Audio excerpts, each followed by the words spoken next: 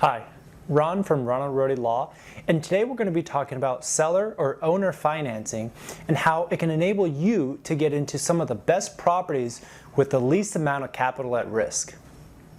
Commercial real estate provides the biggest returns and allows for scale beyond anything else relative to single-family residential. Owner financing is a proven technique to provide deferred income and benefits to the seller while providing a lower down payment and less underwriting to the purchaser who is using this to purchase a property. If you come across a property, especially after COVID-19, there may be certain asset types such as retail and office who are facing the impacts of COVID in terms of decreased revenue, lower demand for the properties, and a lower occupancy. All of these create an opportunity for the savvy buyer to come in and purchase this property at a significant discount. However, it's important to understand that the same problems that are allowing the purchaser to come in at a discounted price also cause concerns for the lenders, tightening their standards. Here in 2021, I'm going to talk a lot about COVID-19 because it's on the tips of everybody's tongue and it's impacting every sector of commercial real estate. However, this video is highly applicable in the future. I'm going to go out on a wing and make some future predictions, but let's say Amazon comes out with on-demand food delivery, cloud kitchens everywhere. I know Uber founder Travis is working on something like that. That may push even more restaurants out of business and consolidation into this cloud kitchen virtual marketing. Maybe Tesla is going to come out with direct to seller consumer and change the laws, and car dealerships go out of business. As a result, you're going to have lots of commercial property owners who have now a property that's worth less. The banks won't finance, and if you have a use or you see an opportunity to reposition that property, seller financing is still a great tool for a distressed segment of the industry. Now, this may not be applicable, but it always comes around to matching the needs of the seller. So let's talk about the seller. The seller is going to be motivated by A couple of different factors. another situation where owner financing may provide a great fit if there's significant capital improvements which need to be spent in order to bring the property to market level rents. Now, an owner has many different considerations in their own personal decision making.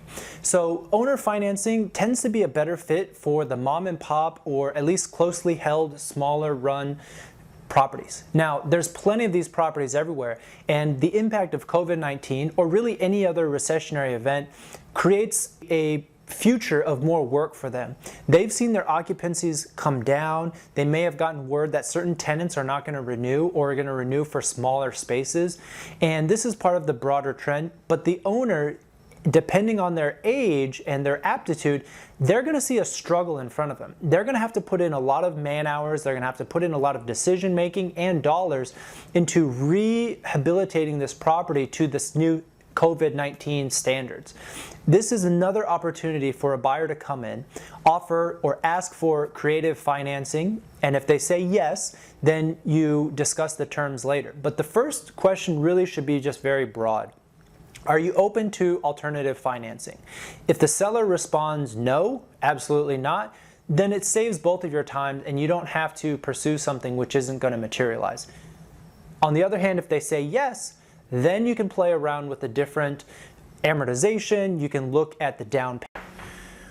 Another situation that the seller may consider owner financing is if they have poor books and records. Again, we see this a lot. You can even have it in a $5, $6, $10 million building. It's not the size of the building that matters. It really depends on the management and whether the owner is accountable only to themselves or other investors. Once you've identified the property and the seller has agreed to move forward, you typically will execute a purchase and sale agreement. This is a normal purchase and sale agreement, and the difference is that the seller will hold back a note for financing.